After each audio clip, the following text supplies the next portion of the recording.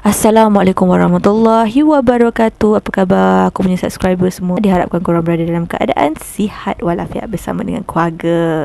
Okey, jadi hari ni aku nak kongsikan kisah yang menarik buat korang, iaitu kisah pembunuhan Syafiliah Ahmad. So, siapa Syafiliah Ahmad ni sebenarnya? Adakah dia mangsa ataupun adakah dia yang membunuh? So, jom kita start. Pada 11 September 2003, seorang gadis telah dilaporkan hilang secara misteri. Gadis yang berusia 17 tahun ini bernama Syafiliah Ahmad. Pencarian demi pencarian dilakukan, tapi Syafiliah Ahmad masih tak ditemu. Keluarga pun merasa risau, kawan-kawan, guru-guru di sekolah. Akhirnya setelah 5 bulan kehilangan, dia telah dijumpai dalam keadaan tidak bernyawa. Pihak polis telah menemui mayat Syafiliah pada Februari 2004 di Sungai Kent, iaitu di Sedgwick. Tubuhnya tidak sempurna, dah reput, dah hancur. Setiap inci tubuhnya telah dipotong-potong. Dahsyat Forensik tidak dapat mengenal pasti sebab keadaan mayat yang terlalu teruk. Dua ibu bapa Syafiliah akhirnya membuat pengesahan bahawa itu memang anak mereka kerana cincin dan juga rantai yang telah dipakai oleh Syafiliah. Apa punca Syafiliah ni dibunuh? Siapakah pembunuh Syafiliah yang sebenar? Tapi sebelum tu guys, aku nak bagi tahu korang tentang latar belakang Syafiliah Ahmad ni dulu.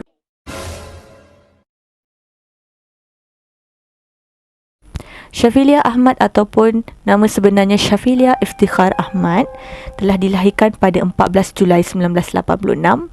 Itu sama tarikh lahir dengan kakak aku. Dia telah dilahirkan di Bradford, Yorkshire. Apa sebut dia, Yorkshire, England. Yang penting England lah.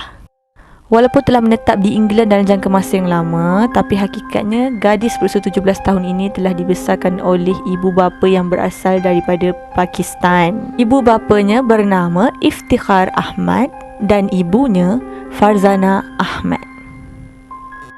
Mereka ni sangat mengamalkan tradisi budaya yang sangat kuat dan ketat terapkan ke dalam diri anak. Dua-dua pasangan ini tidak suka anak mereka terikut dengan kehidupan barat, kemodenan. Mereka sangat tegas mendidik anak-anak, terutama kepada Syafiliah, kerana Syafiliah ni merupakan anak sulung. Dia ada 2 orang lagi adik-beradik dia yang bernama Alisha Ahmad dan juga Junaid Ahmad.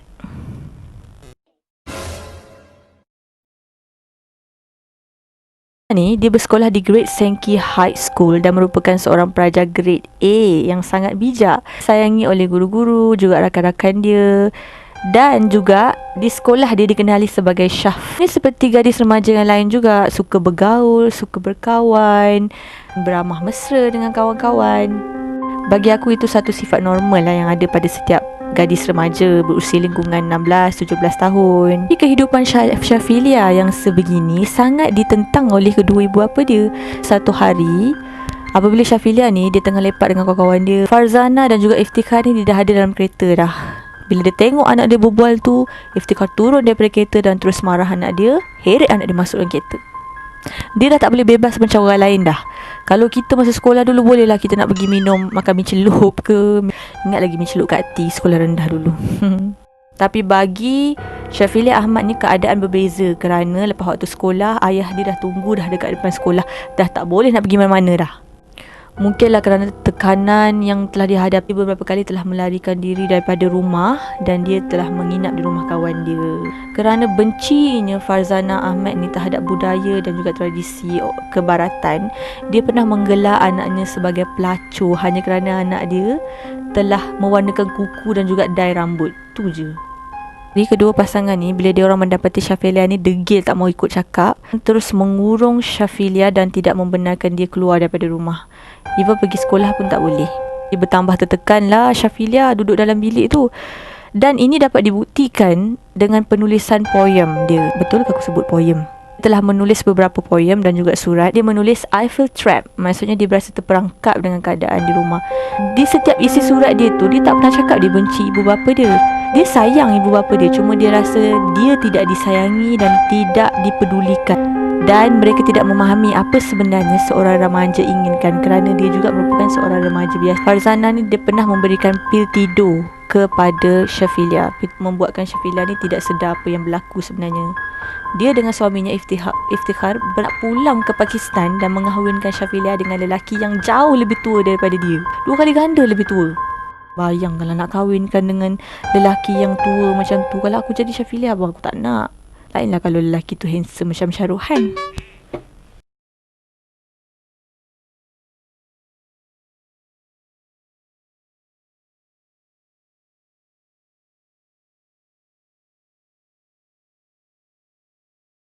Setelah mereka sampai di Pakistan, Syafilia ni memang cuba dikahwinkan oleh rasa marah dan tertekan. Dia tak mahu kahwin. Dia mengambil keputusan untuk meminum cecair peluntur, bleach. Dia mengerang kesakitan, dia menjerit, tetapi dua pasangan suami isteri tidak peduli langsung dengan kesakitan Syafilia. Tengok je, tak mendapatkan bantuan medikal sekalipun. Ya Allah, kejam betul. Ya Allah. Tapi nasib Syafilia ni baik sebab mungkin dia minum tu tak terlalu banyak. Setelah mereka pulang ke England, pergi sendiri dekat hospital, pergi check up sendiri. Akhirnya setelah beberapa hari, dia pun dah baik seperti sedia kala.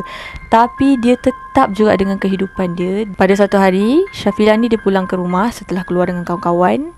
Dia pakai pakaian yang kebiasaan kita tengok sekarang lah. Pakai seluar jeans agak ketat dan bajunya agak ketat sedikit. Dan dia tidak memakai kot. Bila Farzana nampak je dia tak pakai kot, terus panggil suami dia, marah pada Syafilia ni.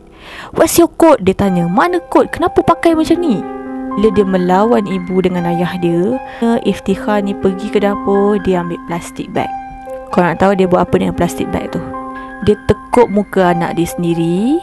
Farzana pegang kaki dan juga tanganan sehinggalah anak dia mati lemas, tak dapat nafas. Sambil disaksikan oleh anak-anak dia yang lain, diorang pun potong setiap inci bahagian tubuh Syafilia. Diorang campakkan ke dalam sungai. Tu dia ugut anak-anak dia yang lain, "Jangan bagi tahu siapa-siapa.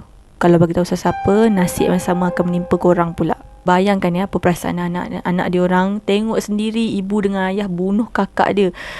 Betapa traumanya. Tak dapat dibayangkan. Setelah 5 bulan, pihak polis pun menemui mayat dia. Dan semasa pengebumian Syafilia ni, ibu bapa dia punyalah pandai berlakon seolah-olah tak ada apa-apa yang berlaku. Dia menangis, meratap dengan pemergian anak dia. Beberapa orang suspek jugalah dipanggil ke balai polis termasuk ibu bapa kepada Syafilia. Tapi tidak dapat disabitkan kesalahan kerana tidak ada bukti yang kukuh nak menyabitkan diorang. Ibu bapanya bebas begitu sahaja. Sehinggalah 8 tahun lamanya. Sehingga akhirnya pada 25 hari bulan 8 2010, adik kepada Syafilia yang bernama Alisha Ahmad ni telah ditangkap oleh pihak polis kerana dia cuba untuk merompak sebuah rumah. Pada asalnya pihak polis ni menangkap dia kerana dia cuba untuk merompak. Tapi hal lain pula yang terjadi. Akhirnya dia telah mendedahkan segala-galanya kepada pihak polis. Ibu bapanya lah yang telah membunuh kakaknya sendiri, menggunakan plastik bag untuk menekuk muka kakak dia, takut untuk memberitahu sesiapa kerana telah diugut oleh ibu dan bapanya sendiri. Kalau aku jadi dia pun takut sebab bila orang dah biasa membunuh ni, dia akan bunuh lagi. Tak kisah, anak pun dia boleh bunuh, apatah lagi orang lain, betul tak?